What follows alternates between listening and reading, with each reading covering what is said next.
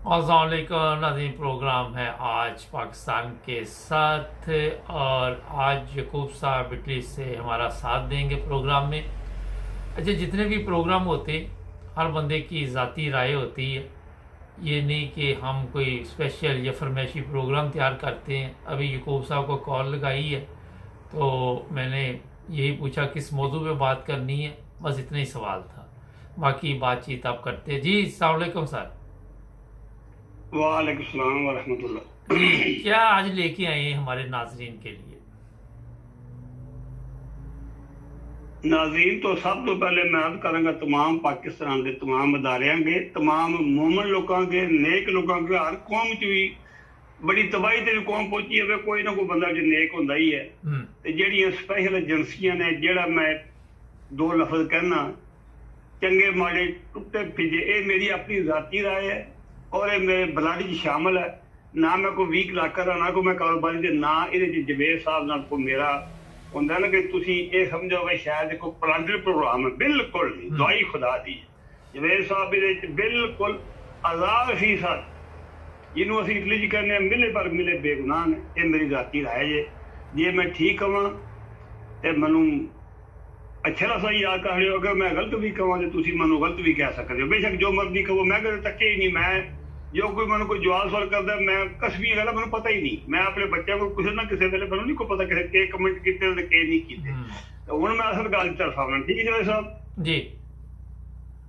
जिस वेले ये जनरल साहब आए दा महीना हो गया, आम साड़ियां माइयां भैणां बजुर्ग ही गल आखदे हुंदे वे पुत्तर कबूतर परगूलियों का दिसदा। जेड़ा मर्द हुंदा ना, वो जमदा ही ਉਹਦੀ 8-10 साल च अच्छाइयां बुराइयां ज़ाहिर शुरू हो जांदियां ने।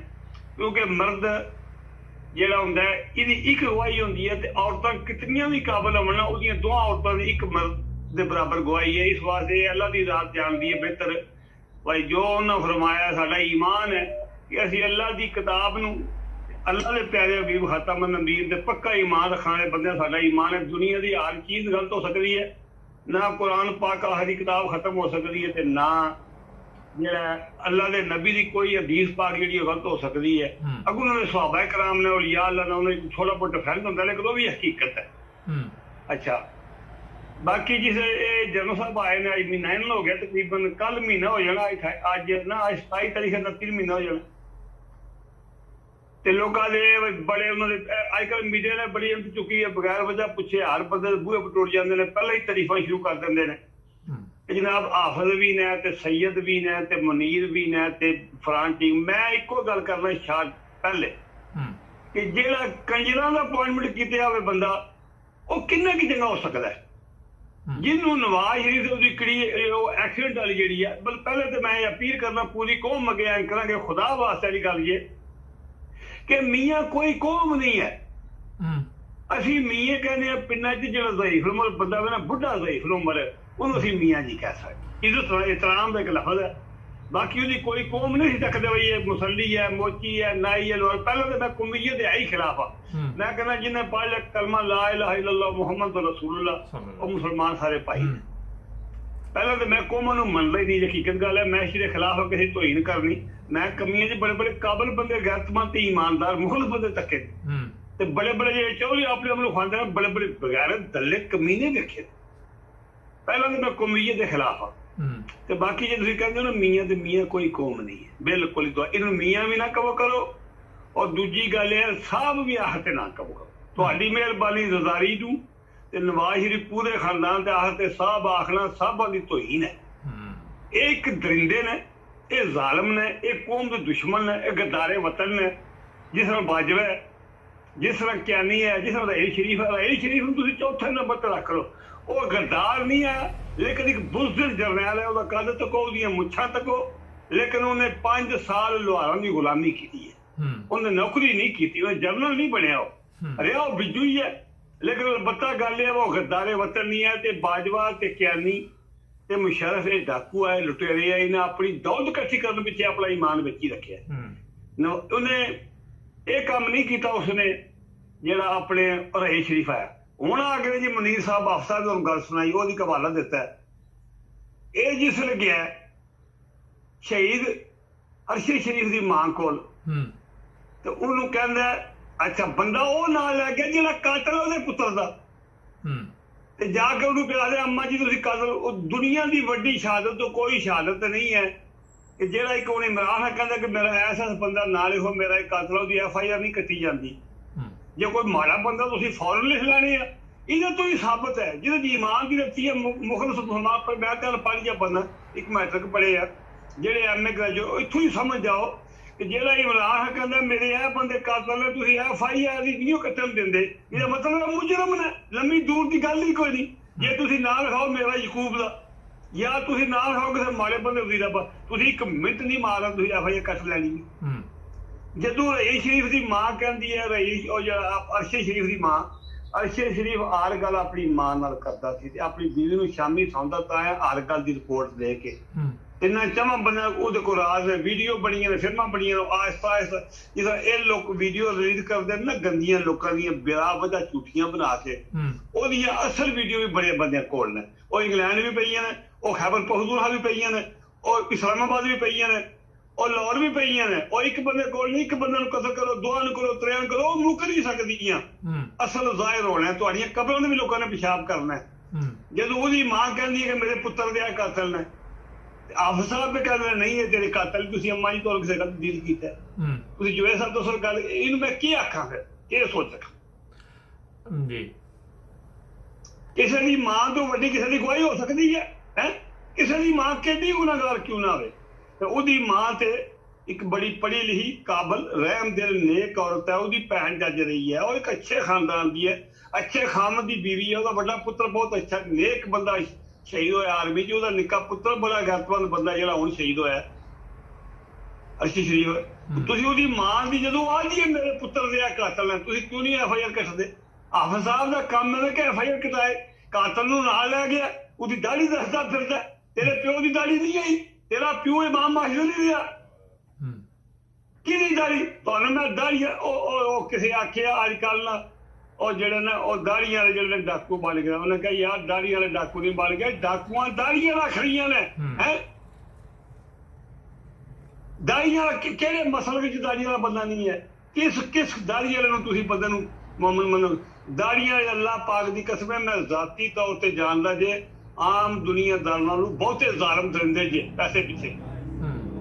ਇਹ ਸਾਰੇ ਸੁਣਦੇ ਹੋ ਮੇਰੀ ਗੱਲ पे, मैं अल्लाह के वलियों ਨੂੰ ਮੰਨਣ ਵਾਲਾ ਬੰਦਾ, मैं उलमा इकराम ਦਾ बड़ा ही एहतराम करता जे, बड़ा ही सादे एहतराम मैं करना, मैनू माफ करना, लेकिन मैं उलमा इकराम को बैठा, उलमा इकराम ਦਾ मैं ड्राइवर रहा, उलमा इकराम ਨੂੰ मैं ਮੰਨਣ ਵਾਲਾ ਬੰਦਾ, मैं उलमा इकराम ਨੂੰ तक्या, बड़े बड़े उलमा इकराम उलमा की शक्ल जे डाकू जे बैठे, कातल जे लुटदे लोकां नूं, धोखा देंदे जे, जल्दी पीर बने जे, जल्दी हकीम बने जे, शाबदाबाद जे।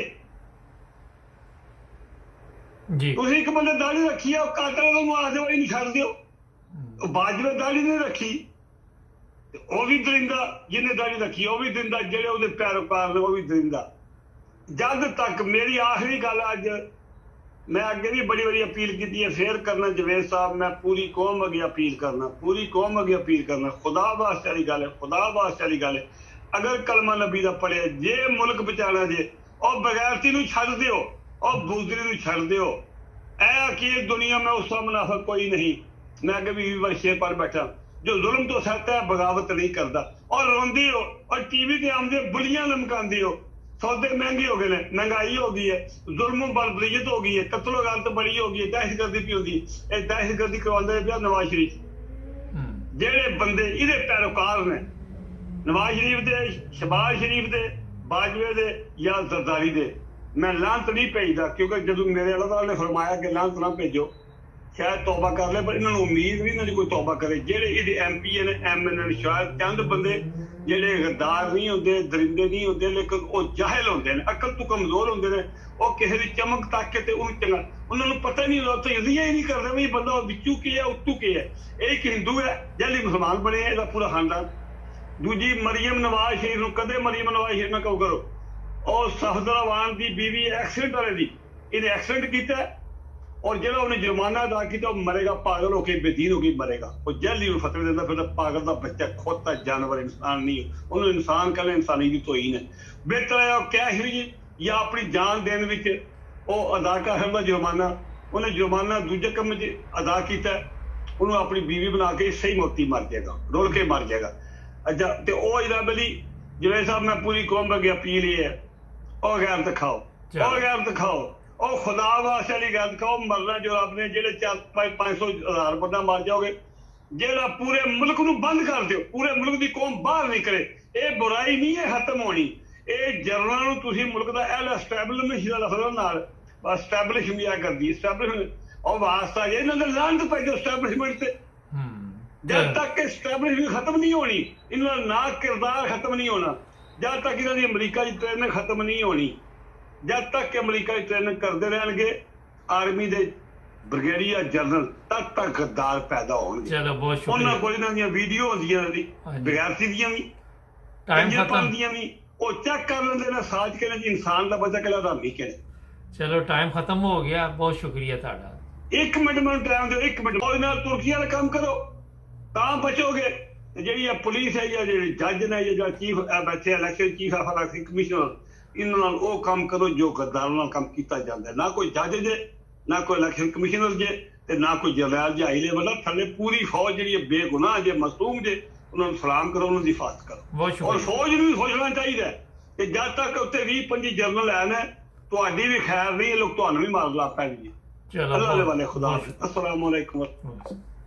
नाज़रीन, ये अपने ज़ाती ख्यालात का इज़हार कर रहे थे यकूब साहब। कल पाकिस्तान मैंने कॉल की एक दोस्त को, उसने कहा जनाब प्याज पे 200 रुपये से ज़्यादा प्राइस उसकी हो चुकी है और महंगाई इतनी ज़्यादा हो गई है कि हालात कंट्रोल से बाहर होते जा रहे हैं। आप सोच नहीं सकते कि चंद दिनों में पाकिस्तान में क्या होने वाला है। अब जो लोग पाकिस्तान में रहते हैं या जो आते जाते हैं, उनको भी अंदाज़ा हो चुका होगा कि पाकिस्तान में प्राइसें कितनी ऊपर जा चुकी हैं। महंगाई हर जगह पे हुई है, मगर क्योंकि हमारी इनकम कम है, हमारे पास दौलत नहीं है, तो गरीब बहुत ज़्यादा बढ़ते जा रहे हैं। तो देखना होगा कि हालात किस तरफ जा रहे हैं। हमारे चैनल को सब्सक्राइब करें, जुड़े रहें हमारे साथ। मिलेंगे नए प्रोग्राम में। अपना ख्याल रखें। अल्लाह हाफ़िज़।